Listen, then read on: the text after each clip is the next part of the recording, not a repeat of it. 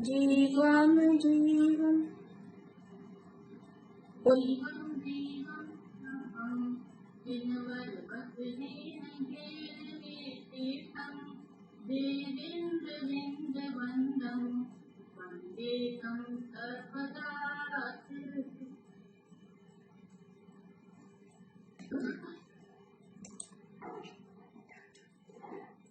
आज किसका नंबर है?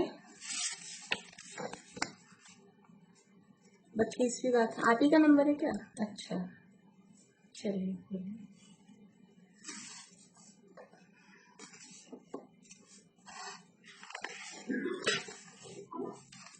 हाँ शुरू करिए।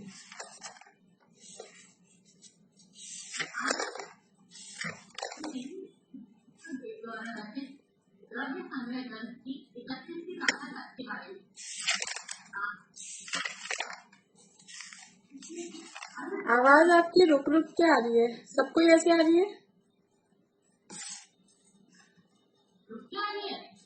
मतलब कुछ आ रही है कुछ रुक रही है, ऐसा हो रहा है।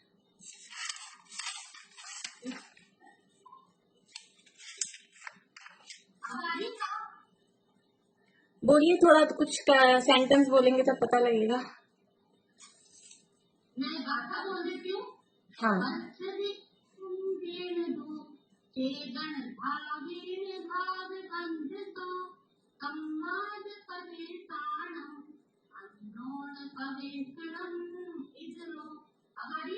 हाँ ठीक है। हाँ बंद रख लीजिए वीडियो। पद्धति अर्थात अंतर है। अच्छा मैं आपस से खाता दोबारा बोलती हूँ, उसके बारे में बताना चाहूंगी। पद्धति समम जेंदु चेदन भावेन भाव बंतो सम्मान पदेशाणम अन्नोन पवेशनम इधरो। पद्धति अर्थात बनता है, समम कर्म, जेंदु जिस, चेदन भावेन चेतन भाव से, भाव बंतो वह भाव बंत है। सम्मान हम व्यवहार अर्थात कर्म या आत्म, पदेशाणम यानी प्रदेश अर्थात कर्म प्रदेशों या आत्म प्रदेशों का, अन्नोन पवेशनम एक दूसरे में प्रवेश हो जाना, इधरो अर्थात व्यक्ति या दूसरा द्रव्य बंध है। आत्मा के जिन चेतन परिणामों से कर्म बनते हैं वह परिणाम भावबंध है, और कर्म प्रदेशों और आत्म प्रदेशों का एक स्नेह हो जाना, एक दूसरे में मिल जाना, प्रवेश कर जाना, वह द्रव्य बंध। अब टीका में आचार्य जी ने बताया कि आत्मा है कैसा, तो उसके बारे में उन्होंने लिखा, समस्त कर्म बंध नष्ट करने में समर्थ, अखंड, एक प्रत्यक्ष प्रतिभास में परम चैतन्य विराट को जिसका लक्षण है। ऐसा ये आत्मा नानाविध अनंत गुणों का आधार है। समस्त कर्म बंध नष्ट करने में समर्थ है। अर्थात इस आत्मा की अगर एक क्षण की दृष्टि करी जाए तो जैसे बहुत सारे कचरे को नष्ट करने के लिए एक चिंगारी भी पर्याप्त है, उसी तरह आत्मा की एक दृष्टि समस्त कर्मों को नष्ट करने में समर्थ है। फिर कहा अखंड है, तो कर्म तो अलग अलग अनंत परमाणुओं से मिलकर बने हैं, अलग अलग समय आते हैं और अलग अलग होकर ही फिर जाते हैं, किंतु आत्मा के अनंत गुण एक आत्मा में ही रहते हैं, इस अलग अलग नहीं होते, इसलिए अखंड एक प्रत्यक्ष प्रतिभास है। अर्थात प्रत्यक्ष अक्ष का अर्थ होता है आंख, इंद्रिय या आत्मा, इसलिए आत्मा ज्ञान में साफ साफ दिखाई देने वाली प्रतिभास स्वरूप यानी अनुभव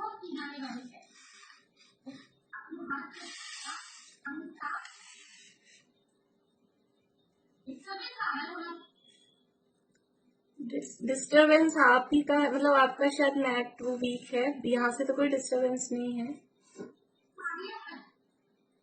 हाँ आ रही है, बोलिए।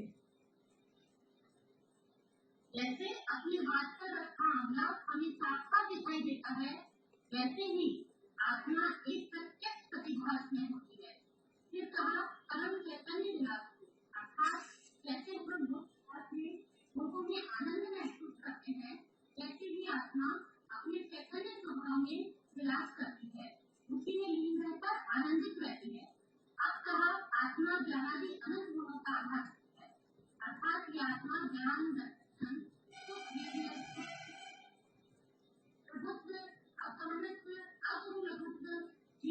ऐसी अनंत शक्तियों वाली है। इसमें अनंत गुणधर्म एक अनेक भाव अभाव अभाव अभाव भाव भाव आदि ऐसी अनंत गुण शक्तियां हैं। ऐसे अनंत गुणों की आधारभूत वो परमात्मा अपना कारण परमात्मा यानी मैं स्वयं। हमें इसके इन गुणों संबंधित निर्भर अनुभूति है, उसका वेदन संवेदन ऐसी फीलिंग तो आती ही नहीं है। ऐसे अनेक गुणों की हमें होती ही नहीं है, वरन इसके विरुद्ध मिथ्यात्व प्राकृतिक परिणाम भी होते हैं। इस शरीर को अपना मान रखा है, अचानक में प्रकृति को परिणाम करते हैं, उसी में राजनीतिक को परिणाम करते हैं। इन विरुद्ध विपरीत परिणामों का नाम ही भाव है। आत्मा का उपयोग ज्ञान दर्शन रूप है, उस उपयोग में अगर आत्मा ज्ञान दर्शन रूप अर्थात ज्ञाता दृष्टा बना रहे और उसमें मोह प्राप्त आदि विकारी परिणामों का प्रवेश हो तो बल नहीं होता। ज्ञान दर्शन के साथ व्यापारी विकारी परिणामों के निमित्त से ही कर्म बनते हैं। ये बंध इस तरह नहीं बनते जैसे गाय के गले में रस्सी बांधी जाए, बल्कि इसमें तो सीधी रस्सी से बनती है, गाय अलग है और रस्सी अलग है। बल्कि जैसे पानी में नींबू निचोड़ दिया जाए तो वह पूरे पानी में प्रवेश कर जाता है, दोनों एक दूसरे में प्रवेश हो जाता है। जैसे दूध में पानी डाल दिया जाए तो दोनों एक हो जाते हैं, उसी तरह आत्म प्रवेश अनुभव प्रवेश अर्थात एक से हो जाने से एकाकार हो जाने से संश्लेष रूप हो जाने वही द्रव्यबंध कहते हैं। आत्मा के जो परिणाम आश्रम में कारण होते हैं, यही बंध के कारण होते हैं। ये कर्म आत्मा में निष्ठात्व अजगति प्रमाद कषाय योग के कारण आत्मा के इन्हीं परिणामों से आश्रम व बल दोनों होते हैं। जिस समय आश्रम होता है उसी एक समय में बंध भी हो जाता है। जैसे चुंबक से लोहे का बंध, जिस समय लोहा चुंबक के संपर्क में आता है उसी समय उससे बंध भी हो जाता है। उसी तरह जीव में जैसे ही आते हैं अर्थात कर्मों का आश्रम होता है, उसी एक समय में उसमें बंध भी हो जाता है। संसारी अवस्था में कोई भी चीज चाहे वह इंद्रिय हो, एक इंद्रिय से अन्य इंद्रिय को मनुष्य या नारी हो, सबके प्रति समय बनने वाले कर्मों की क्वांटिटी समय में प्रवृत्त कहलाती है। एक समय में बनने वाले कर्म समय प्रवृत्त अर्थात अनंत होते हैं। प्रति समय अनंत कर्म परमाणु आते हैं और अनंत ही जाते हैं। फिर भी एक गुना हानि प्रमाण करता है अवधि रहते हैं। केवल भगवान अनंत परमात्मा के भी आश्रम बंद होता है, क्योंकि बंध का एक कारण योग अर्थात आत्मप्रदेश की चर्चा का। केवल भगवान उठते हैं, विहार करते हैं,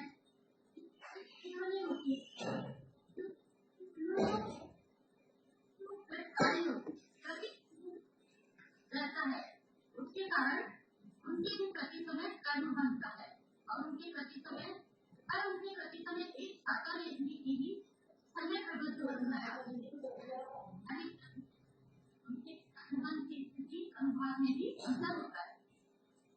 हमें भी अगर हमारी आत्मा को बंध से बचाना है तो बंध के कारणों से बचना चाहिए।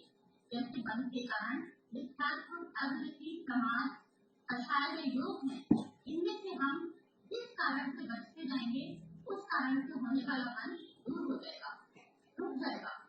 जैसे मानो कोई चीज यदि मिथ्या दृष्टि है और मिथ्यात्व के कारण उसका आश्रम बंद हो रहा है, तो अगर वह मिथ्यात्व छोड़कर संजय दृष्टि हो जाता कारण होने वाला बल भी रुक जाएगा। इसी तरह यदि मन 5 मनोरथों को धारण कर लेता है तो उससे होने वाला बल पूर्ण रुक जाएगा। जितने जितने कारणों को छोड़ता जाएगा उतना बल कम होता जाएगा और जितने जितने कारण जितना उनमें व्यस्त होता जाएगा उतना उतना आपका बल बढ़ता ही जाएगा। इसलिए बल से बचने के लिए इसके सबसे पहले अगर मुख्य कारण से बचना चाहिए, उन्हें कुकरों से बचना चाहिए। की श्रद्धा बनाए, अपनी आत्मा का परिचय प्राप्त करें, विज्ञानी बने, 9 पदार्थ का पक्का प्रधान बनाए। यदि ऐसा हमने कर दिया तो इस के कारण होने वाले मन से अंत रुक जाएगा और हम अन्य दृष्टि बन जाएंगे। और अंत में यही कहना चाहूंगी कि हम सबको भी आश्रम बंध के कारणों से जितना बच सके उतना बचने की कोशिश करनी चाहिए और जिनसे अभी तक नहीं बच पा रहे हैं तो कैसे बचे इसके बारे में निरंतर अपना चिंतन बनाना चाहिए। ये चिंतन ही एक दिन हमको मोक्ष मार्ग की ओर ले जाएगा। ठीक है, बढ़िया। ऐसा लग रहा था बढ़िया स्पीच चल रही है, ऐसा ही है। बढ़िया, चलिए। गाथाएं पूछने के लिए कहा था मैंने कल आपसे। मार्गना स्थान वाली गाथाएं बोलिए मीता भाभी।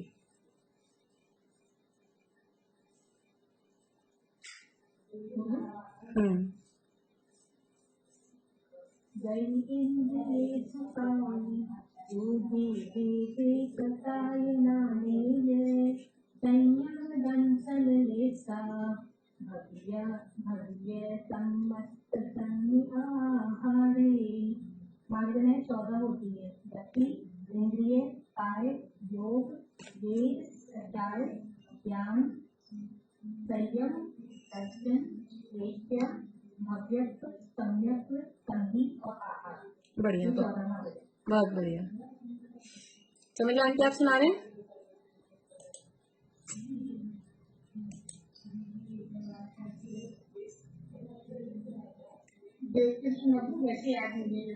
याद नहीं है तो फिर रुकिए, नहीं तो अभी आपको याद है, बोलिए।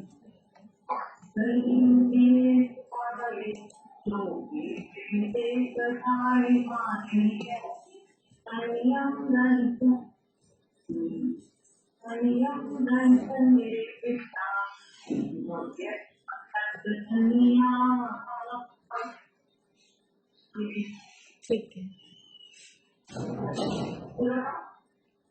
नहीं बस गुणस्थान की गाथा, 14 गुणस्थान वाली गाथा है।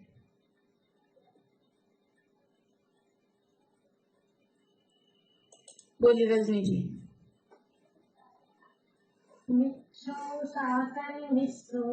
अविरद संगोया देश व्रदोया विरिया पमत इयरो अपूर्व अनियति सुगोया उग संतति निमोहन सजोग सेवली दिलो अजोगिया चौदस गुणधानिया अमेन सिद्धाय नायका। बढ़िया। और कौन सुना रहे हैं?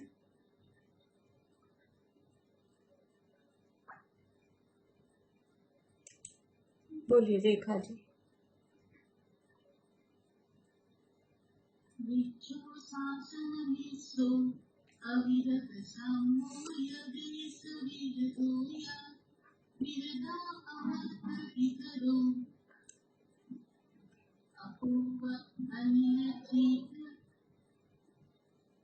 सुगमोया उशांति नमो सजोगी केवली जीवो अयोगिया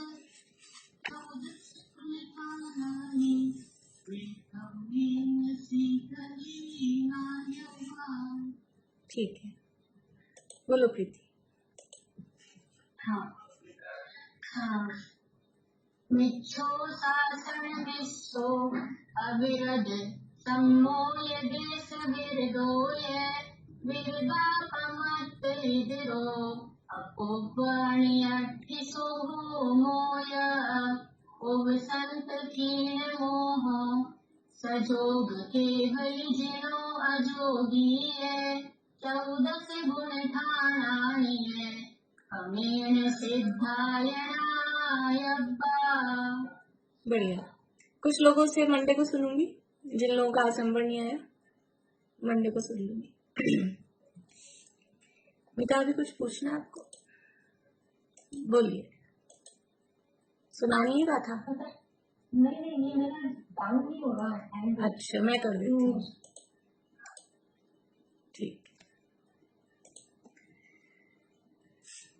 यहाँ अपनी चर्चा पुण्य और पाप जो पदार्थ हैं, 7 तत्व की चर्चा हो गई। अब पुण्य और पाप पदार्थ की चर्चा चल रही है। पुण्य किसे कहते हैं और पाप किसे कहते हैं, बोलिए। एक क्वेश्चन पूछा बीच में पूछ सकते हैं? हाँ बोलिए। ये जैसे 6 महीने 8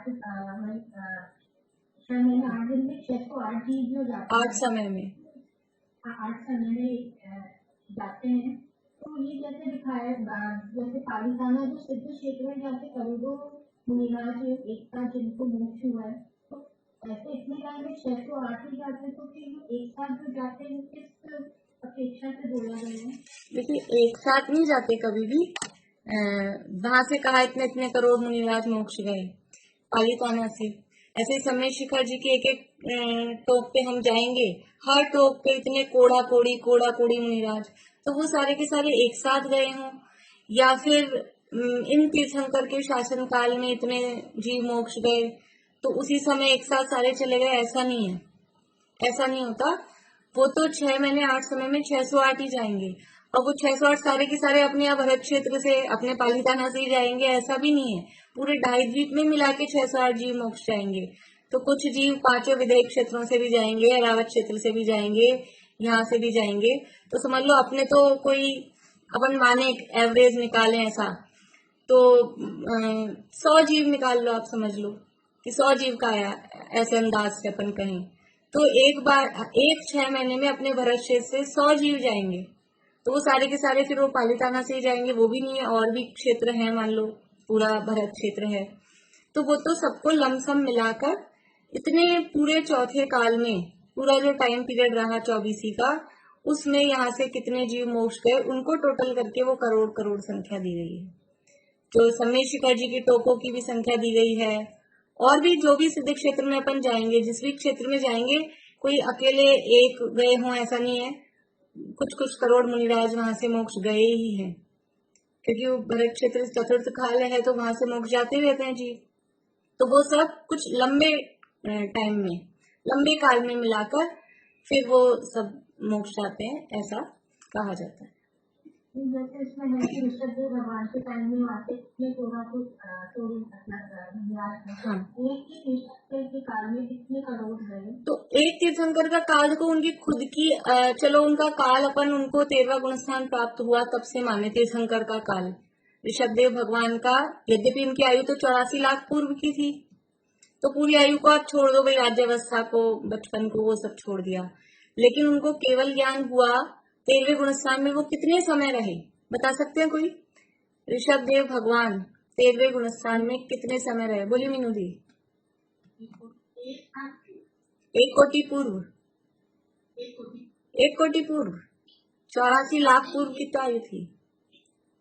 1 लाख पूर्व, और 1 लाख पूर्व में भी 1000 वर्ष कम, 1000 वर्ष उनके मुनि अवस्था के रहे।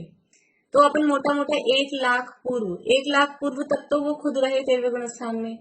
उसके बाद में जब तक अजितनाथ भगवान नहीं हुए तब तक ऋषभदेव भगवान का ही शासन कहा जाता है।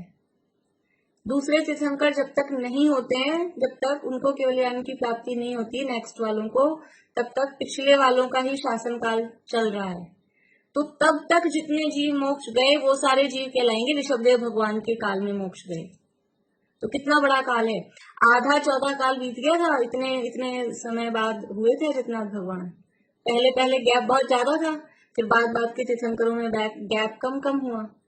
थोड़ा सा हमको ये नॉलेज हो ना तो वो थोड़ी सी बात समझ में आ जाए, तीर्थंकरों के ये परिचय जो है उस तरह से। तो निरोध से भी उतने ही निकलते हैं जितने सिद्ध जाते हैं। हाँ तो दोनों का एक ही मतलब सेम रेशियो में ही निकलते हैं, उधर जाते हैं। हाँ, जो ये व्यवहार राशि त्वस राशि है वो समझ लो मेंटेन रहती है, जितने चले जाते हैं उतने निकल के आ जाते हैं, तो यहाँ की जो संख्या है वो बराबर रहती है। बस। चलिए, मैं प्रश्न मैंने पूछा था, पुण्य किसे कहते हैं और पाप किसे कहते हैं?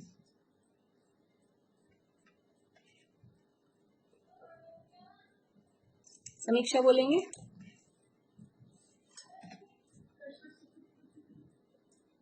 प्रशस्त प्रकृतियों को पुण्य कहते हैं। नहीं, यहाँ जो परिभाषा दी अपने गाथा में,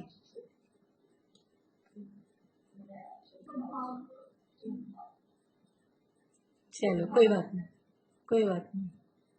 बोलिए सरोज भाभी।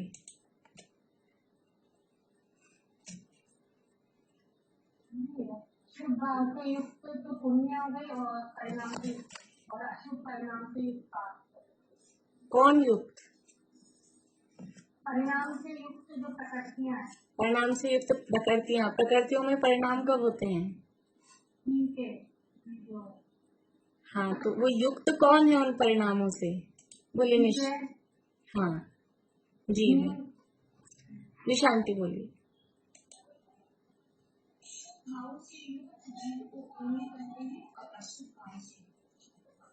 शुभ परिणाम या शुभ भाव से युक्त जीव वो पुण्य, और अशुभ भाव या अशुभ परिणाम से युक्त जीव वो पाप है, ऐसा यहाँ पर अपने गाथा में कहा गया है। हमने शुभ परिणामों की चर्चा कल की थी कि मिथ्यात्व को छोड़ना, सम्यक दर्शन की भावना करना, उत्कृष्ट भक्ति करना, भाव नमस्कार में तत्पर होना, ज्ञान में युक्त होना, महाव्रतों की रक्षा, कषायों का निग्रह, इंद्रियों की विजय, तप की सिद्धि, ये सब जो काम है, ये सब इनमें जो परिणाम हो रहे हैं, उन परिणामों से युक्त जीव, मतलब ये शुभोपयोग के लक्षण है, वो उस समय जीव पुण्य रूप कहा जाता है। और इससे जो विपरीत है वो सब पाप है। तो इससे विपरीत क्या है कि मिथ्यात्व का वमन करना, यानी मिथ्यात्व को छोड़ना, वो पुण्य कहा, वो शुभोपयोग कहा। तो मिथ्यात्व में ही लीन रहना, और मिथ्यात्व को छोड़ना दो प्रकार से हमने देखा था, बाहर में कुदेवादि को छोड़ना और अंदर में जो विपरीत मान्यता है उसको छोड़ना। तो अब पाप में क्या होगा कि अंदर में विपरीत मान्यता को जमाए रखना, शरीर में एकत्व बुद्धि पर पदार्थों में कर्तृत्व बुद्धि, उसको जमाए रखना, और बाहर में कुदेवादि को पूजना, कुदेवादि की मान्यता करना। तो ये सब क्या है? ये पाप परिणाम है, यानी अशुभोपयोग है, और ये पाप, इससे युक्त जीव वो पाप कहलाएगा। सम्यक दर्शन की भावना नहीं करना, मिथ्यात्व में इतना लीन रहना कि सम्यक दर्शन प्राप्ति की भावना ही नहीं आए। आत्मा खात्मा, ये तुम्हारा आत्मा तुम्हारे ही पास रखो, ऐसा बोलते हैं कुछ लोग। समझाने लग जाओ कि तुम अपना आत्मा अपने पास ही रखो, हमको मत बताओ, तो वो सम्यक दर्शन की भावना ही नहीं है। वो क्या है कि वो अप्रशस्त परिणाम है, अशुभोपयोग है। भक्ति नहीं करते हैं, देव शास्त्र गुरु के प्रति बहुमान का भाव नहीं है। जैसे कि क्या होगा इनसे, हाथ पे हाथ रखे बैठे हैं भगवान, इनसे क्या होगा, इस तरह की बातें करना, और भक्ति का परिणाम नहीं आना, और अपने विषय भोगों में जो लीनता है, तो ये सब अशुभ परिणाम है। फिर नीचे मुनिराज की अपेक्षा से महाव्रतों की रक्षा कहा, तो महाव्रतों की रक्षा के विपरीत क्या होगा कि 5 पापों में लीन रहना, हिंसा, झूठ, चोरी, कुशील, परिग्रह, ये सब अशुभ परिणाम है। 5 पापों में लीन रहना, कषायों में अत्यंत तीव्र कषाय होना, इंद्रियों के विषयों में लीन रहना, आसक्त रहना, और तप का कोई उद्यम नहीं करना। समझ लो जो थोड़ा बहुत निश्चयाभासी का बातें हैं ना, तपस्या को व्रता क्लेश और पंचेंद्रिय के विषयों में स्वच्छंद होकर प्रवर्तन करना, तो ये इस तरह की प्रवृत्तियां ही क्या है, अशुभ। देखो इसमें लिखा अशुभोपयोग रूप है, पेज नंबर 179 पे नीचे से दूसरी लाइन। उससे विपरीत अशुभोपयोग रूप परिणाम से युक्त परिणत जीव वो पुण्य पाप रूप होते हैं। यानी ऊपर जो बातें कही उससे, उन परिणामों से युक्त जीव पुण्य रूप है, और उससे विपरीत जो बातें हैं, मिथ्यात्व में जो लीनता है, पापों में लीनता है, कषायों की तीव्रता है, पंचेंद्रिय के विषयों में अत्यधिक आसक्ति, ये सारे परिणाम, ये सब दिखते हैं साफ साफ अपने को कि इनको दुनिया में कोई भी भला नहीं कहता है। भले ही भोगते हैं, करते हैं, लेकिन कषाय को कौन अच्छा कहता है? कषाय को सब बुराई कहते हैं, पाप को सब बुराई कहते हैं। तो ये खोटे भाव हैं, खोटे परिणाम हैं। इनसे जो युक्त जीव है वो पाप रूप होता है। अब पुण्य और पाप के भेद कहते हैं, पुण्य के भेद और पाप के भेद। तो ये पुण्य और पाप क्या है? पहले पाठशाला में पढ़ते थे तो एक नारा चलता था, आजकल नारे वारे सब बंद हो गए, चीजें ही बंद हो गई हैं, पाठशालाओं के वो स्टाइल भी बदल गई है। तो एक नारा होता था, पुण्य पाप तो कर्म है और वीतरागता धर्म है। सुना है किसी ने? कोई पढ़े पाठशाला में? समीक्षा सुना है? नहीं सुना होगा, पता नहीं, चेंज हो गया ना सब। पुण्य पाप तो कर्म है। ये पुण्य और पाप क्या है? ये पुण्य और पाप कर्म है, इसलिए इनके जो भेद बताए, पुण्य पाप के भेद, तो कर्मों में से प्रकृतियां, क्योंकि पुण्य और पाप कर्म है, तो 148 कर्मों में से कौन से कर्म पुण्य है, कौन से कर्म पाप है, वो भेद यहाँ पर बता रहे हैं। सादम सुहाऊ नामम गोदम पुण्यम, साता वेदनीय, शुभायु, शुभ नाम और उच्च गोत्र, ये कर्म तो पुण्य रूप हैं। कौन कौन से हैं? कितना सरल है याद करना। 4 चीजें याद करनी है, साता वेदनीय, शुभायु, शुभ नाम और उच्च गोत्र, खत्म। और क्या? ऐसा नहीं है, इतना से याद नहीं करना है, इतने से मैं नहीं छोड़ती हूँ मैं। कितनी है पुण्य प्रकृतियां? कितनी है? 148 कर्म प्रकृतियों में पुण्य प्रकृतियां कितनी है? बोलिए सुनीता आंटी।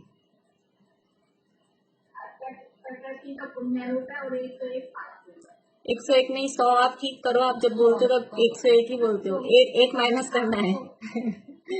100 शायद वो पुरानी किताबों में मिसप्रिंट छपा हुआ था, 101 छपा हुआ था, तो आपको वही याद है, उसको ठीक कर लो आप। 68 प्रकृतियां पुण्य रूप हैं। 4 नहीं याद करने, 68 याद करने हैं। 68, 148 प्रकृतियों में से 68 यानी 68 प्रकृतियां पुण्य रूप हैं और 100 पाप रूप हैं। पहले भी अपन ने बात की थी, तो इनका टोटल तो कितना हो गया? 168, 168, और प्रकृतियां बोल रहे हैं 148, तो 20 प्रकृतियां हैं, वो दोनों में जुड़ती हैं, पुण्य में भी और पाप में भी, इसलिए वो 20 का हिसाब ज्यादा हो जाता है। तो यहाँ साता वेदनी, देखिए 8 कर्मों के नाम। सुधा जी 8 कर्मों के नाम बताइए। प्राणवाणी कर्म, दशवाणी कर्म, मोही कर्म, यज्ञ कर्म, आयु, नाम, गोत्र और अभिप्राय। बढ़िया। इनके भेद बता सकते हैं? ज्ञानावरण कितने हैं, दर्शनावरण कितने हैं? प्राणवाणी के 5 भेद है, दशवाणी के 2 है, यज्ञ के 2 है, मोही के 28 है, और आयु के 4 है, और नाम के 93 है, अभिप्राय के 5 है। बढ़िया। गोत्र हो गया? गोत्र है गया? उसके 2 है। गोत्र के 2 हैं। बढ़िया। ये 148 टोटल प्रकृतियां हैं, वो भी याद होंगी आपको सब। ज्ञानावरण की 5 कौन सी हैं, दर्शनावरण की 9 कौन सी हैं। नामकरण की भी याद होनी चाहिए, क्योंकि मेन तो उसी में है, नामकरण की 93 कैसे हैं। तो उसका एक तरीका भी अपन ने पहले देखा था कि 14 पिंड प्रकृतियां हैं, 10 जोड़े वाली हैं और 8 स्वतंत्र हैं। ऐसे करके भी याद कर सकते हैं, या फिर जिनको सूत्र याद है वो सूत्र से भी देख सकते हैं। तो अब पुण्य पाप का विभाजन किसमें है? ज्ञानावरण, दर्शनावरण, मोहनी और अंतराय। नहीं, ज्ञानावरण, दर्शनावरण, वेदनीय, मोहनी, आयु, नाम, गोत्र, अंतराय, ये 8 कर्म हैं। इनमें घातिया कौन से और अघातिया कौन से हैं? घाती अघाती का विभाजन बोलिए प्रमिला चाची। घातिया कौन से, अघातिया कौन से हैं? ज्ञानावरणी, दर्शनावरणी, मोहनी, अंतराय को घातिया, आयु, नाम, गोत्र, वेदनी, हाँ, आयु, नाम, गोत्र, वेदनी, ये अघातिया, ये घातिया घातिया हैं। तो ये पुण्य पाप का विभाजन किसमें है? इनमें से पुण्य पाप, यहाँ जो नाम बताए, पुण्य पाप का विभाजन कौन से कर्मों में है? रेखा भाभी। अघाती कर्मों।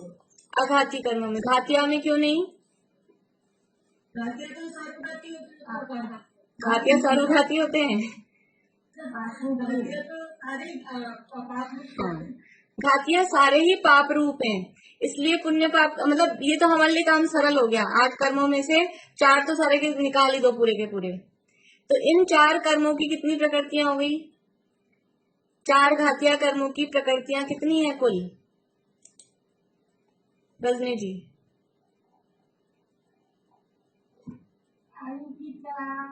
घातिया की चारों की टोटल। स्नेह जी बोलिए, स्नेह जी बोलिए।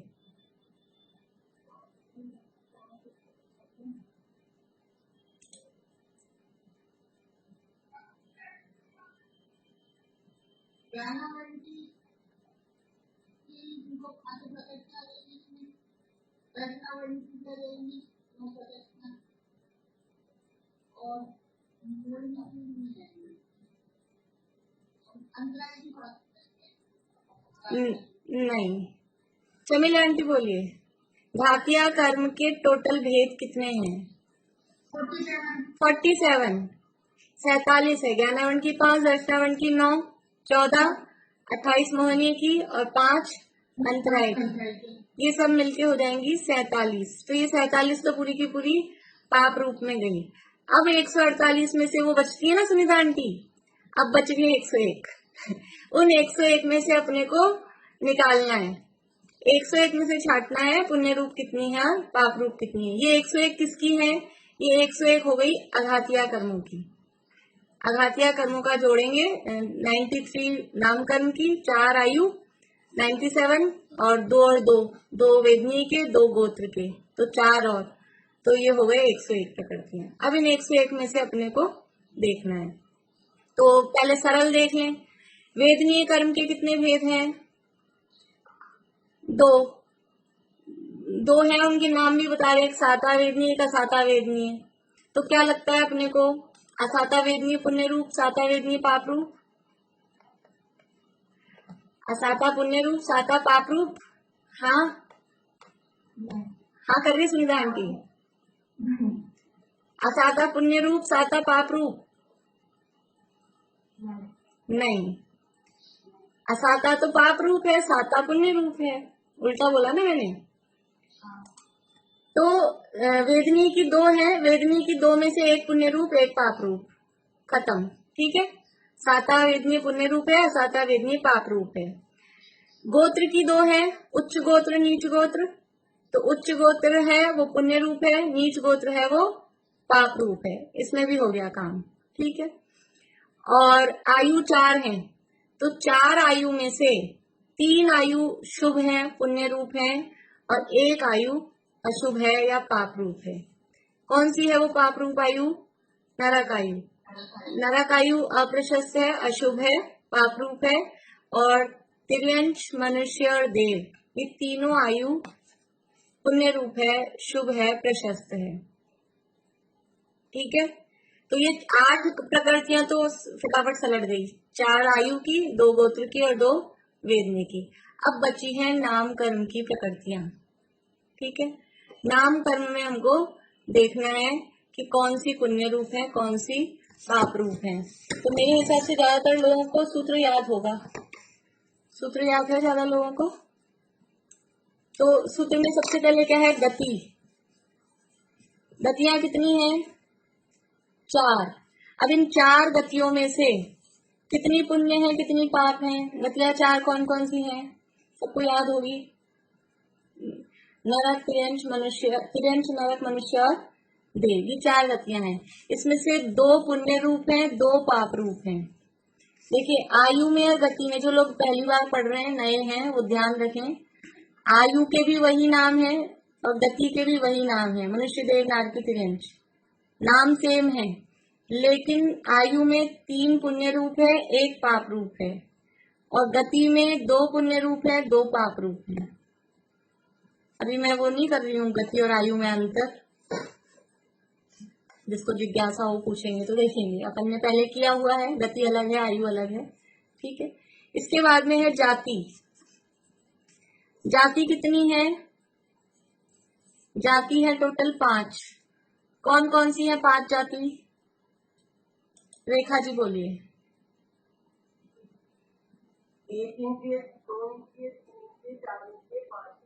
बढ़िया। अभी अपनी क्लास में 3 है रेखा नाम के। तो एक को तो मैं भाभी बोलती हूँ, एक को रेखा। अब ये दो को मैं रेखा जी बोलती हूँ, तो आप लोग कंफ्यूज नहीं होना। ठीक है। 1 इंद्रिय, 2 इंद्रिय, 3 इंद्रिय, 4 इंद्रिय, पंचेंद्रिय, 5 जाति हैं। तो 5 जातियों में से कितनी पुण्य रूप है, कितनी पाप रूप है? बोले रेखा भाभी। अनम्यूट करिए। 4 पुण्य 4 पाप होंगे और 1 पुण्य। हाँ, 1 इंद्रिय से समझ लीजिए, यहाँ अपन पाप लिख रहे हैं, यहाँ पुण्य है, ऐसा कर लेते हैं। 1 इंद्रिय से 4 इंद्रिय तक की 4, वो तो है पाप रूप, और पंचेंद्रिय जो है वो है पुण्य रूप। तो 1 पुण्य रूप हो गई, 4 पाप रूप हो गई।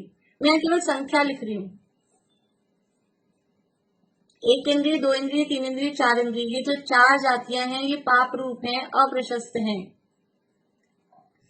इन 4 जातियों की बंध विच्छित्ति कहाँ होती है? 1 इंद्रिय से 4 इंद्रिय की बंध विच्छित्ति कहाँ होती है? निशा आंटी बोलिए। 1 इंद्रिय और 2 इंद्रिय की तो हो जाती पहले गुणस्थान में, और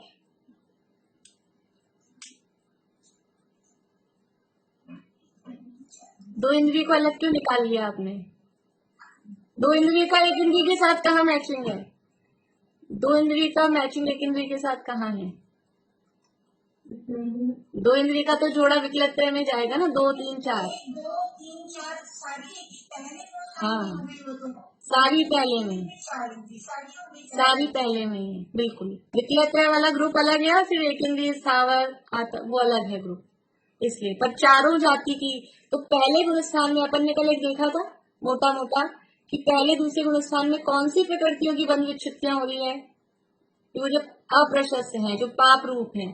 तो 1 इंद्रिय से 4 इंद्रिय तक की 4 प्रकृतियां पाप रूप हैं। और पंचेंद्रिय, पंचेंद्रिय की बंध विच्छित्ति कहाँ है? बोले नीतू भाभी।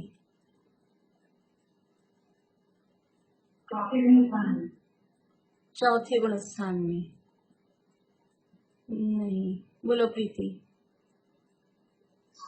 8वें के छठे भाग में, 8वें गुणस्थान के छठे भाग में पंचेंद्रिय जाति, देव गति, पंचेंद्रिय जाति, गति जाति से अपन लगाते हैं ना, क्योंकि ये पुण्य प्रकृति है।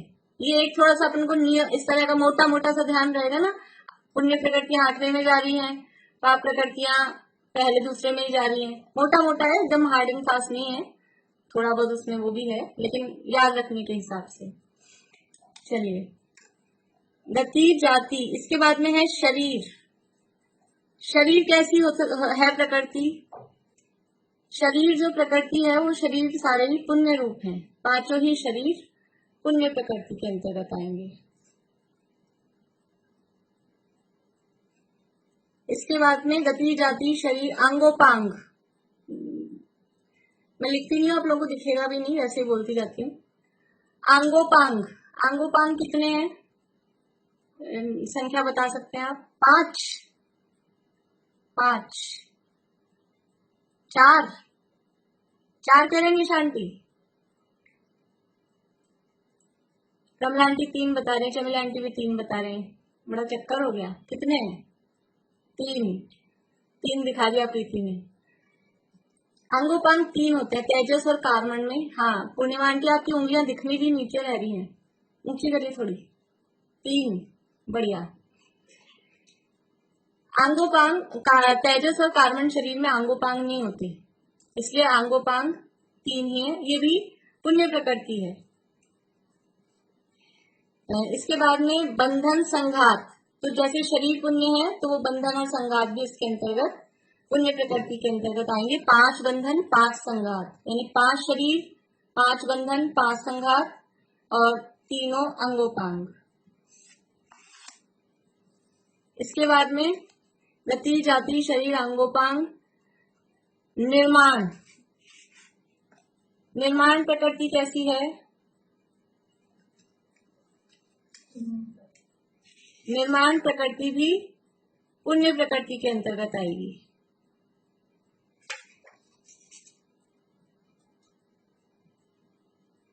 बंधन संघात हो गया। संस्थान, संस्थान कितने होते हैं और कौन से पुण्य में जाएंगे, कौन से पाप में जाएंगे? बोलिए नीता भाभी। 5 होते हैं। पहला वाला संचतुर संस्थान 5 होते हैं, संस्थान 5 होते हैं। और संचतुर संस्थान पहला वाला संचतुर वो तो पुण्य में जाएगा। पाप में कितने डाले? पाप में कितने डाले हैं? हाँ, 6 संस्थान है, तो 6 संस्थान में से समचतुर्थ संस्थान वो पुण्य प्रकृति है। बाकी सारे कौन कौन से नाम कौन बताएंगे? बोलिए देखो भाभी। संचतुर संस्थान, न्याय ग्रोथ परिमंडल संस्थान, स्वाति संस्थान, गुंडक संस्थान, वामन संस्थान और संस्थान।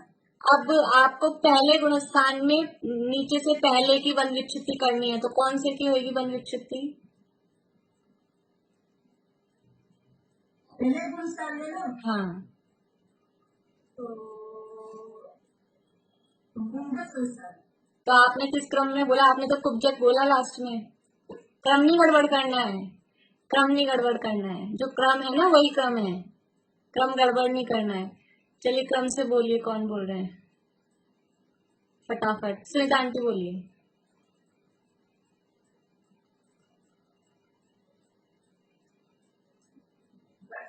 संचतुर संस्थान, फिर स्वाति संस्थान, नहीं, क्रम से बोलना है। संचतुर संस्थान, नैग्रोथ परिमंडल, वामन संस्थान, स्वाति संस्थान, सब गड़बड़ हो गई। चलो प्रीति सही करो भाई। संचतुर संस्थान, नैग्रोथ परिमंडल संस्थान, स्वाति, वामन, कुब्जक और मुंडक। समचतुरस, नैग्रोथ, फिर स्वाति, फिर वामन, फिर कुब्जक, फिर मुंडक। ये क्रम है। ये क्यों है? अपन ऐसे अभी इनमें से बंध विच्छित्ति, ये क्रम इसलिए है कि बंध विच्छित्ति अपन याद करते हैं ना, आगे उदय विच्छित्ति करेंगे तो अपन नाम नहीं बोलेंगे, नाम अपने को याद हो गए तो पहले की उसमें जाएगी, बीच की 4 उसमें जाएंगे। आपने क्रम उल्टा पुल्टा कर दिया। कभी जब अपन वो पढ़ेंगे अभिध्यान का प्रकरण, तो 3 संस्थान वालों को ये हो सकता है, 3 सहनन वालों को यहाँ तक पहुंच सकते हैं, 3 वाले वहां तक पहुंच सकते हैं। अब आपने क्रम उल्टा पुल्टा कर दिया तो किसी को भी कहीं भी पहुंचा देंगे, फिर किसी को भी मोक्ष करा देंगे। इसलिए ये क्रम से याद करने हैं, ठीक है। एक बार कुब्जक में पहले लिखा किस किताब में? वामन के पहले कुब्जक लिखा है। कुब्जक, वामन और फिर हाँ, मुझे भी लग रहा था बोलने में गड़बड़ हो गई। कुब्जक, वामन और मुंडक। कुब्जक, वामन और वामन सेकंड लास्ट पे आएगा, ठीक है। बंध विच्छित्ति बता दीजिए फटाफट इनकी। 6 संस्थान की बंध विच्छित्ति कहाँ कहाँ होती है? अभी जिन लोगों को ये याद नहीं है ना, उनको ज्यादा मजा नहीं आ रहा होगा, लेकिन आपको ये तो लग रहा होगा कि जिनको याद है उनको मजा आ रहा है। सुधा जी, ये समझ में आ रहा है आपको कि जिनको याद है उनको मजा आ रहा है, तो अपने को भी याद कर लेना चाहिए, ठीक है। बोली पूर्णिमा आंटी। पहले गुंडक संस्थान के बाद विच्छित्ति तो पहले गुणस्थान में हो गई, फिर जिस वाले 4 है उनकी वाली विच्छित्ति हो जाएगी दूसरे गुणस्थान में, और फिर तो समचतुर संस्थान की वाली विच्छित्ति चौथे गुणस्थान। चौथे में लॉक कर दूं? हेल्प लेनी है, सोचना आपको फिर से। लास्ट हाँ, 8वें के संस्थान है ना वो सहनन, चौथे गुणस्थान में सहनन है, इसलिए कंफ्यूज हो गए आप। तो जो प्रशस्त है इनमें से क्या है? जो पुण्य वाला है, प्रशस्त संस्थान है, एक संस्थान प्रशस्त है, बाकी के 5 अप्रशस्त हैं, पाप रूप हैं। तो जो 5 पाप रूप है उनकी पहले और दूसरे में मिलके हो गई, एक की पहले में हो गई, 4 की दूसरे में हो गई, और जो पुण्य रूप था वो 8वें के छठे भाग तक गया। संस्थान क्योंकि सभी का होता है, आकार तो सभी का है, मनुष्य देव नारकी तिर्यंश, इसलिए वो वहां पे बंद विच्छुत्ति हुई। और सहनन क्योंकि देवों में और नारकियों में नहीं होता है, एक इंद्रियों में भी सहनन नहीं होता है, तो चौथे गुणस्थान में सहनन की बंद विच्छुत्ति कर दी। क्योंकि चौथे गुणस्थान में जो भी है वो अब कौन सी गति का बंद करेगा, चौथे गुणस्थान वाला व्यक्ति कौन सी गति का बंद करेगा, कि वो देव गति का ही बंद करेगा। मनुष्य गति की बंद विच्छुत्ति भी चौथे गुणस्थान में हो गई। चौथे गुणस्थान में मैंने ये पूछा, चौथे गुणस्थान में जो है वो देव गति का करेगा, लेकिन अपेक्षा क्या है, चौथे गुणस्थान में जो मनुष्य है, क्योंकि चौथे गुणस्थान वाले देव वो मनुष्य गति बांधेंगे, इसलिए मनुष्य गति की बंद विच्छुत्ति चौथे गुणस्थान में हुई, यानी चौथे तक मनुष्य गति का बंद हो रहा है, उसके ऊपर नहीं होगा। तो आगे सहनन काम ही नहीं आएगा बाद में, मतलब जो चौथे में अभी मनुष्य रूप में है वो देव में जाएंगे, नारकी में जाएंगे, उनके सहनन काम नहीं आएगा, इसलिए उसकी बंद विच्छुत्ति वहां करती। एक आध और कर लेते हैं, या ये केवल वो बंद विच्छुत्ति नहीं पूछती हूँ, फटाफट ये कर लेते हैं। कहाँ तक हो गए? गति, जाति, शरीर, अंगोपांग, निर्माण, बंधन, संगार, संस्थान, सहनन। सहनन में भी सेम है, 6 सहनन है। नाम बता दीजिए फटाफट से, कौन बोल रहे नाम? बोलिए वर्षा भाभी।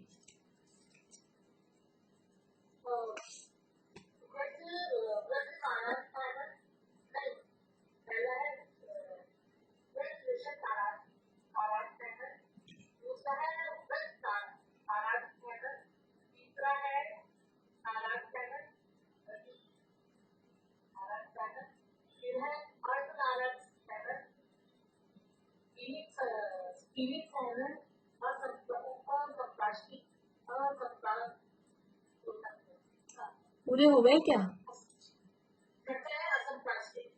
हाँ, असंप्राप्ता त्रिपाटिका, ठीक है।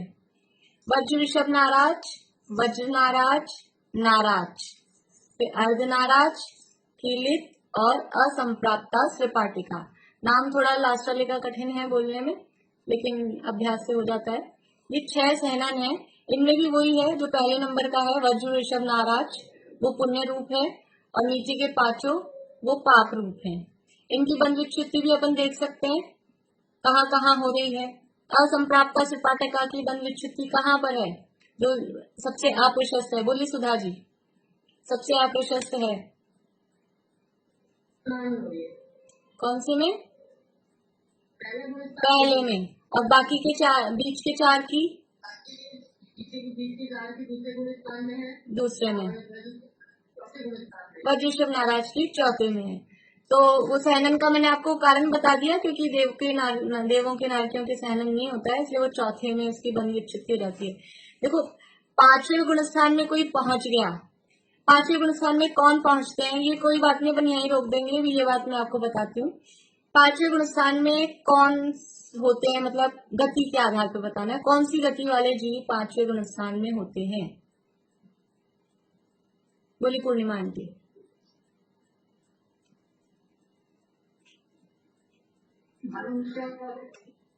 मनुष्य और तिर्यंश, 2 गति वाले जीव ही पंचम गुणस्थान प्राप्त कर सकते हैं।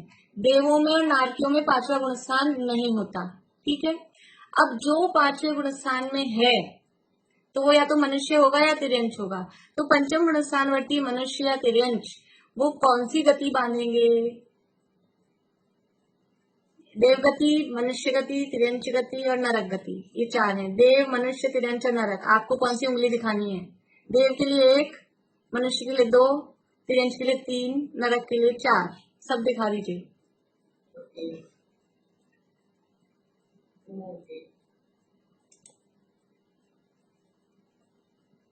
एक दिखा रहे हैं, निशान पे आपको नहीं समझ में आया? एक मतलब देव गति, जो पंचम गुणस्थानवर्ती, सुधा जी 3, 2, 3 नहीं होंगी, जो भी पंचम गुणस्थानवर्ती मनुष्य है या तिर्यंश है, पंचम गुणस्थानवर्ती जीव अब किसी दूसरी गति में नहीं जाएंगे तो देव गति में ही जाएंगे। तो अब देव गति में देवगति में जाएंगे तो उनको सहनन की जरूरत पड़ेगी क्या? वहां पर हड्डियों की जरूरत पड़ेगी क्या? नहीं पड़ेगी। देवगति में वैकृत शरीर है, वहां सहनन नहीं होता। इसलिए सहनन जो प्रकृति है उसका बंध चौथे गुण स्थान तक होता है। उसके आगे तो पांचवे वाले, छठे वाला कोई बांधेगा आयु गति, छठे गुण स्थान वर्ती, सातवें गुण स्थान वर्ती मुनिराज कौन सी गति बांधेंगे? छठे सातवें गुण स्थान वर्ती मुनिराज कौन सी गति बांधेंगे? देव, मनुष्य, तिर्यंश और नरक ऐसा दिखाना है। नरक के लिए 4 दिखाना है, तिर्यंश के लिए 3 दिखाना है, एक ही दिखा रहे हैं। देवी गति बांधेंगे तो वो देव गति बांधेंगे तो उनको सहनन की जरूरत नहीं है। तो आगे पांचवें गुण स्थान में, छठे में, सातवें में अब सहनन का बंध जहाँ जरूरत नहीं है वहां वो बंध नहीं होगा। चौथे गुण स्थान वालों की क्यों हो रहा है सहनन का बंध? कि चौथे गुण स्थान वाले भी जो तिर्यंश हैं और जो मनुष्य हैं उनके तो सहनन नहीं बंधेगा, उनके सहनन की बंध विच्छित्ति दूसरे गुण स्थान में ही हो जाएगी। वो मार्गणाओं में अलग से लगाते हैं ना, तब वो समझ में आता है। लेकिन चौथे गुण स्थान वाले जो देव है और नारकी हैं वो तो मर के मनुष्य बनेंगे। मनुष्य बनेंगे तो औदारिक शरीर होगा, औदारिक शरीर होगा तो हड्डियां होंगी ही होंगी, इसलिए उनको वहां सहनन की जरूरत पड़ेगी। तो चौथे गुण स्थान वाले देवों और नारकियों के सहनन बंधता है, मनुष्य तिरंचों के तो सहनन उनके भी नहीं बनता है। तो इसलिए सहनन की बंध विच्छित्ति चौथे में हो जाती है। ये बात अभी यहाँ तक हुई अपनी, अभी टाइम हो गया, आगे का मंडे को आगे बढ़ाएंगे। तो जो भी रह गई है करते हैं, दोनों पूरी कर लेंगे अपन मंडे को, पुण्य रूप भी और पाप रूप भी। और ये बंध विच्छित्ति साथ साथ में चलाएंगे तो अपने को कोरिलेट करना आ जाएगा ऐसा। ठीक है,